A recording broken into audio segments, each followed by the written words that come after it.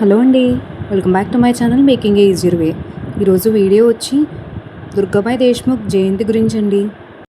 భారత ఉక్కు మహిళ జయంతి నేడు. తన జీవితమంతా సమాజ సేవకు, ముఖ్యంగా స్త్రీ జనోద్ధరణకు అంకితం చేసిన స్ఫూర్తి ప్రదాత శ్రీమతి దుర్గాబాయ్ దేశ్ముఖ్. ఈమె దేశభక్తురాలిగా, స్వతంత్ర సమర యోధురాలిగా, సంఘ సంస్కర్తగా, కార్యకర్తగా, రచయిత్రిగా తన కాలంలో మరెవరూ చూపని ధైర్య సాహసాలను, ప్రజ్ఞను చూపి చరిత్రలో నిలిచిపోయారు. మన ఆంధ్ర రాష్ట్రంలో గర్వించదగ్గ మహిళామూర్తులలో దుర్గాబాయిని అగ్రగణ్యురాలుగా చెప్పుకోవచ్చు. ఆమె వ్యక్తి మాత్రమే కాదు, ఒక వ్యవస్థ. గొప్ప మహోన్నత శక్తి, మేధావిగా, న్యాయ కోవిదురాలిగా, మానవతావాదిగా, ఆంధ్ర మహిళా సభ వ్యవస్థాపకురాలిగా బహుముఖ ప్రజ్ఞను కనబరిచి చరిత్ర పుటల్లో మహామనిషిగా కీర్తి సాధించిన దుర్గాబాయ్ జన్మదినం నేడే. చాచాజీనే నిలదీసేంత తెగువ. 12 ఏళ్ల వయసులో తాను హిందీ నేర్చుకోవటమే కాదు, ఆంగ్ల విద్యకు వ్యతిరేకంగా బాలికల కోసం ప్రత్యేకంగా హిందీ పాఠశాలను స్థాపించారు. తరువాత కాలంలో తెలుగునాట గాంధీజీ ప్రసంగాలకు తెలుగు అనువాదకురాలిగా పనిచేశారు. ఆపై ఉప్పు సత్యాగ్రహంలో అరెస్ట్ అయ్యి జైలుకు కూడా వెళ్లారు. ఆడవాళ్లు ఉన్నత విద్య అభ్యసించాలని, వారిని స్వయం ఉపాధి దిశగా అడుగులు వేయించాలనే ఆలోచనతో చెన్నై, హైదరాబాద్లో ఆంధ్ర మహిళా సభలను స్థాపించారు. ఆంధ్ర మహిళా పత్రికలను ఏర్పాటు చేశారు.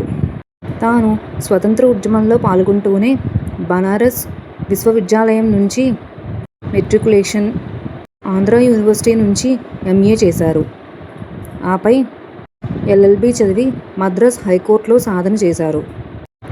గొప్ప క్రిమినల్ లాయర్గాను పేరుగాంచారు. భారత రాజ్యాంగ నిర్మాణ సభలో సభ్యురాలిగాను, 1952 ప్లానింగ్ కమిషన్ సభ్యురాలుగాను పనిచేశారు. బ్రిటిష్ అధికారులచే ఆడసింహంగా అభివర్ణించబడి దీర్ఘ వనితగాను, తనను తాను సంఘానికి సమర్పించుకున్న పూజనీయ వ్యక్తిగా, చైతన్య సేవా స్రవంతిగా అందరి నోట కీర్తింపబడి దుర్గాబాయ్ 1981 మే 9వ తేదీన హైదరాబాద్లో పరమపదించారు. దుర్గాబాయ్ దేశ్ముఖ్ మద్రాస్ ప్రెసిడెన్సీ, ప్రస్తుత ఆంధ్రప్రదేశ్లోని రాజమండ్రిలో 1909 జూలై 15న మధ్యతరగతి దేశస్థ బ్రాహ్మణ కుటుంబంలో రామారావు, కృష్ణవేణమ్మ దంపతులకు జన్మించారు. 8 ఏళ్ల వయసులోనే ఆమెకు తన మేనమామ సుబ్బారావుతో వివాహమైంది. తరువాత ఆమె ఆ వివాహాన్ని వ్యతిరేకించి ఆమె నిర్ణయాన్ని తండ్రికి, సోదరులకు అంగీకరించారు. బాల్యం నుండి ప్రతిభా పాటవాదులను కనబోస్తూ 10 సంవత్సరాల వయసులోనే హిందీలో పాండిత్యాన్ని సంపాదించి హిందీ పాఠశాలను నెలకొల్పి అన్ని వయసుల వారిని విద్యాబోధన అందించింది. 1981వ సంవత్సరంలో మే 9వ తారీఖున హైదరాబాద్లో కాలం చేశారు. ఇలాంటి మరెన్నో ఇంట్రెస్టింగ్ అప్డేట్స్ కోసం, వీడియోస్ కోసం నా ఛానల్ని సబ్స్క్రైబ్ చేసుకోండి. Thank you for watching.